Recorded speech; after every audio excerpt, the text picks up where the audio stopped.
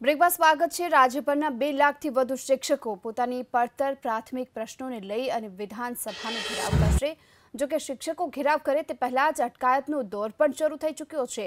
વિધાનસભાનો ઘેરાવ કરવા માટે નીકળેલા પ્રાથમિક શિક્ષક સંઘના પ્રમુખ જીતુ પટેલની અટકાયત કરવામાં આવી। પડતર માંગોને લઈ પ્રાથમિક શાળાના શિક્ષકોએ આંદોલનનો માર્ગ અપનાવ્યો છે। 1997થી ફિક્સ પગારદાર શિક્ષકોની નોકરી સળંગ કરવાની માંગ થઈ રહી છે અને આ સિવાય અલગ ગ્રે પેડ, નવી ભરતી થયેલા શિક્ષકો માટે જૂની પેન્શન યોજના લાગુ કરવા માટેની માંગ પણ થઈ રહી છે।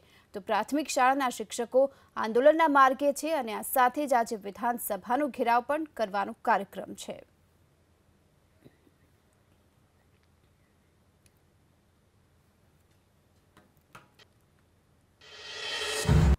તો આ સાથે આપણે એ પણ જણાવી દઈએ કે બનાસકાંઠામાં પણ 2300 જેટલી શાળાઓના 10,000 જેટલા શિક્ષકો હડતાળ પર જોડાયા છે અને 16,000માંથી 10,000 જેટલા શિક્ષકોએ માસેલ મૂકી અને પોતાનો વિરોધ નોંધાવ્યો છે। તો હાલ સમગ્ર રાજ્યભરમાં શિક્ષકોએ આજે હડતાળ પાડી છે અને હડતાળમાં બનાસકાંઠાના હાલમાં 10,000 જેટલા શિક્ષકો જોડાયા છે। 2300 જેટલી શાળાના આ તમામ શિક્ષકો કે જેઓ હડતાળમાં જોડાયા છે, કુલ 16,000માંથી આ 10,000 જેટલા શિક્ષકોએ માસેલ મૂકી છે અને નોંધાવ્યો છે પોતાનો વિરોધ।